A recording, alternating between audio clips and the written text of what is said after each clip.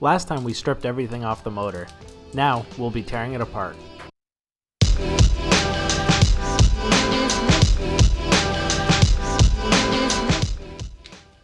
First, we remove the crank pulley using a 19mm socket. I actually wrapped the belt around twice to keep the pulley from spinning.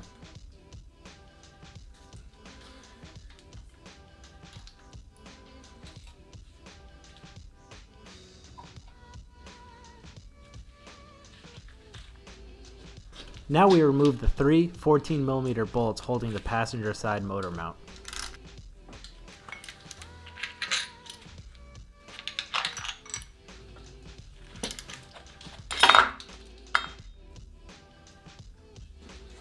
At the top of the motor, we remove the coil packs. Each one is held on by one 10mm bolt.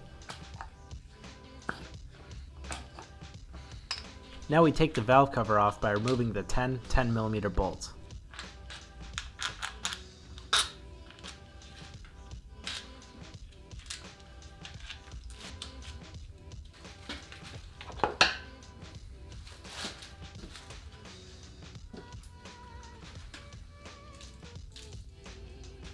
Now back at the front of the engine, we remove the belt pulley using a 14 and a 12mm socket. Next, the timing chain tensioner comes off.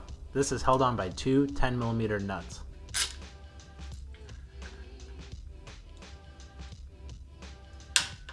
Now we remove the timing chain cover held on by 10 10mm bolts and two 12mm bolts.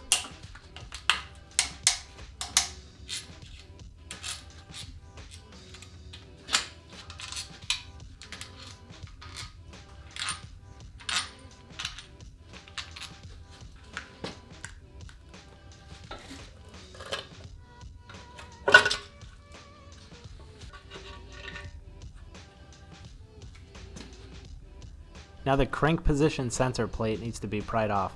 Just make sure to use a rag to not damage anything inside of the motor.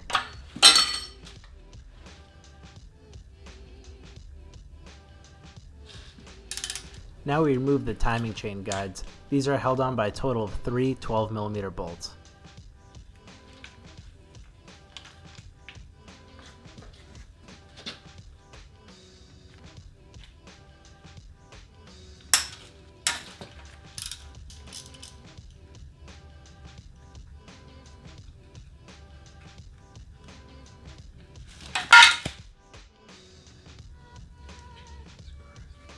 Now use the same method for the timing chain sprocket. After that, the timing chain will be free to come off.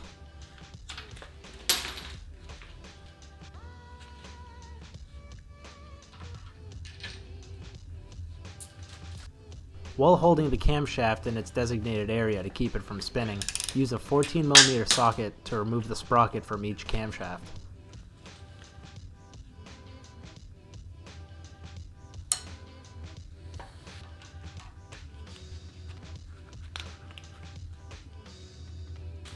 Now we can remove the intake and exhaust camshafts. First, we remove the bearing caps, each held on by two 10mm bolts. The manual specifies a certain sequence for removing these bolts that I didn't see while I was filming this, so make sure to follow the manual if you decide to do this yourself.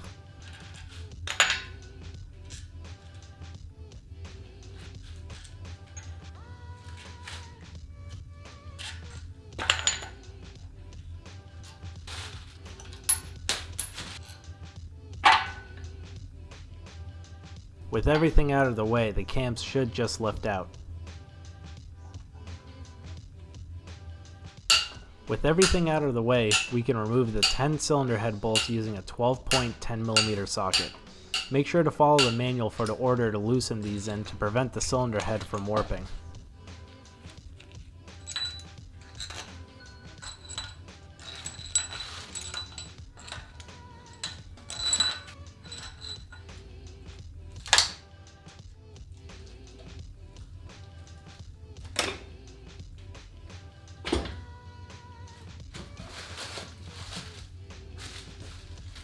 Next, we remove the oil pump held on by 5 10mm bolts.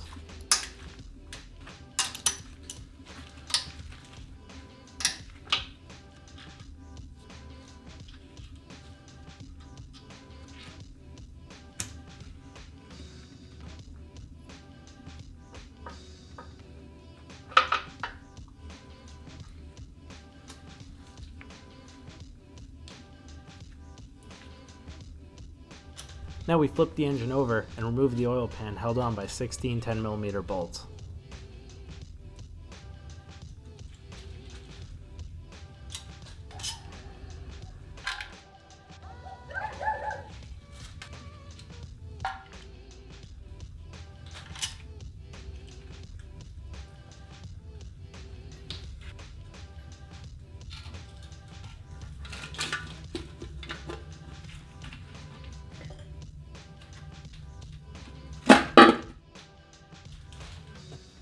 Now we take off the oil strainer by removing one 10mm bolt and two 10mm nuts.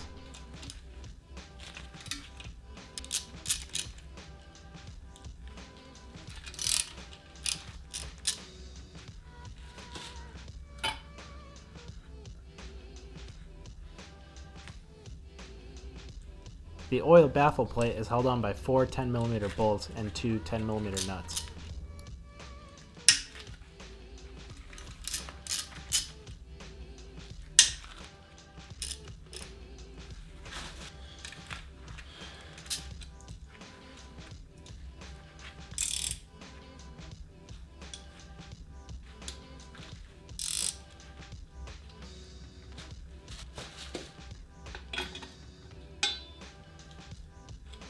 Now we can remove the connecting rod cap bolts using a 12.12mm socket. Each piston has two bolts, then the connecting rod cap can be removed.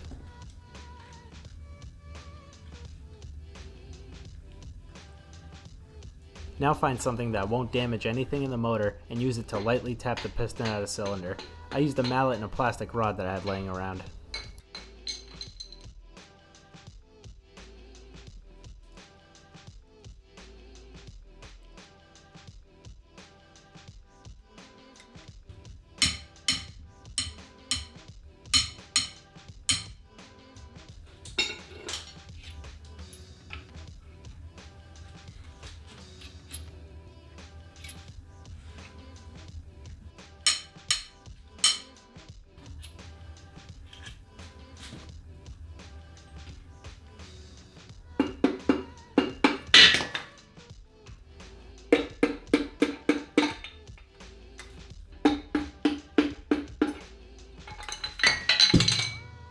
Now it's time to separate the bearing cap assembly from the cylinder block. We start by removing the 10 10mm bolts. Remember to pay attention to the order of removal. Now we use the 14mm hex bit in order to remove these caps to expose additional 10mm bolts.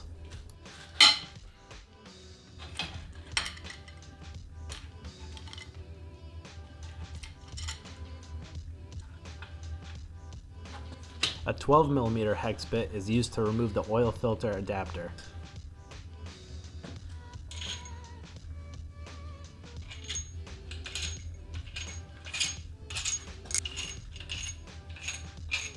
Now we remove the remaining 10 10mm bolts.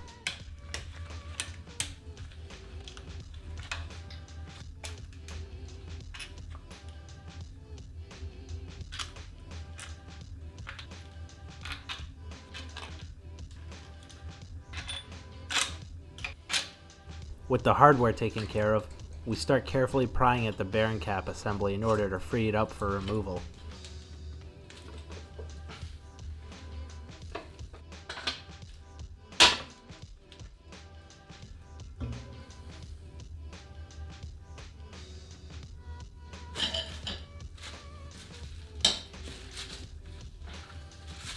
Finally, we're able to lift the crankshaft out of the block.